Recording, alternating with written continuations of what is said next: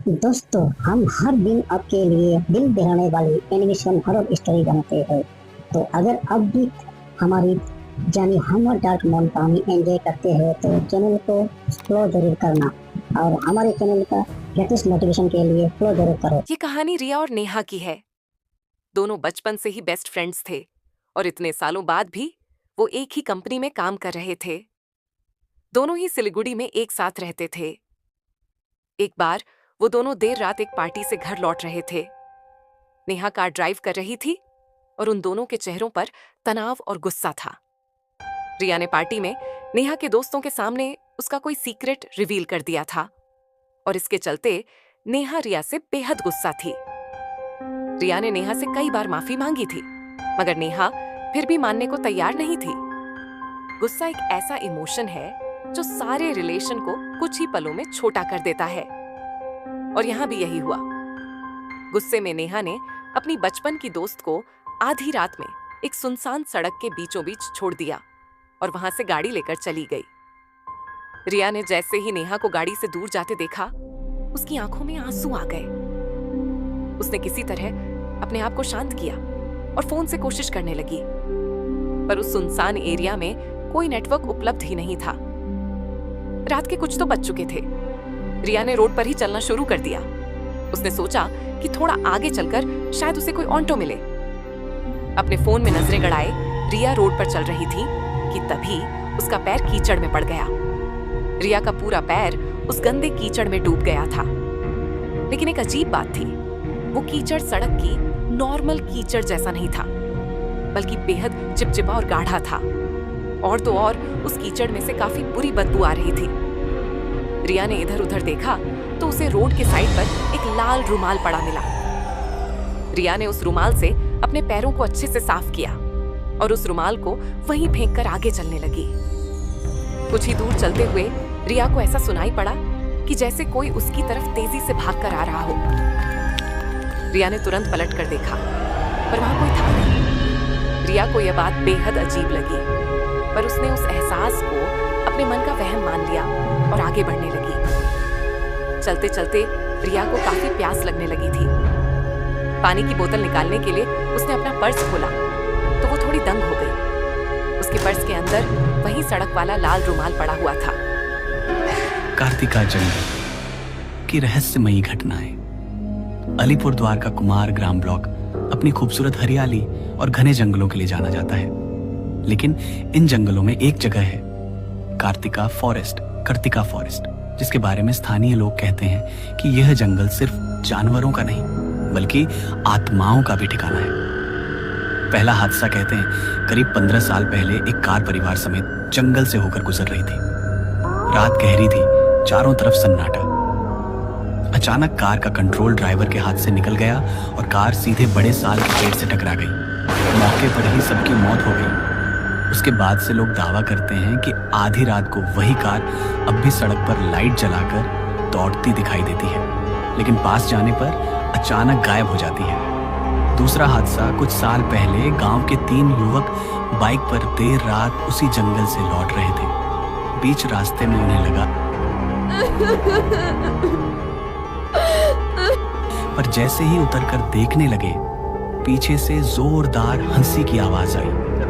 उसी वक्त उनकी बाइक अपने आप गिर पड़ी और तीनों घायल हो गए। बाद में उन्होंने बताया कि उन्हें सड़क किनारे खून से लथपथ एक औरत दिखाई दी थी, जो कुछ ही सेकंड में धुएं की तरह गायब हो गई। रहस्य स्थानीय लोग मानते हैं कि यह जंगल अधूरी आत्माओं से भरा है।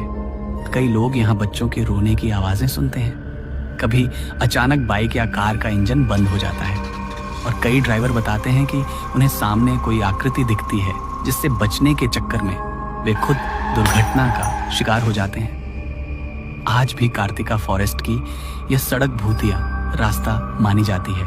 लोग सूरज ढलते ही वहां से गुजरने से डरते हैं, क्योंकि कहा जाता है जो इस जंगल में आधी रात से गुजरता है उसे मृत आत्माएं अपने साथ खींच लेती हैं। शाम होने से पहले वहां से निकल जाना ही सबसे अच्छा होगा। रहस्य यहीं खत्म नहीं होता, तो फिर मिलेंगे। रिया को याद था कि उसने वो रुमाल जमीन में फेंक दिया था, तो फिर उसके पर्स में वो रुमाल कैसे आया?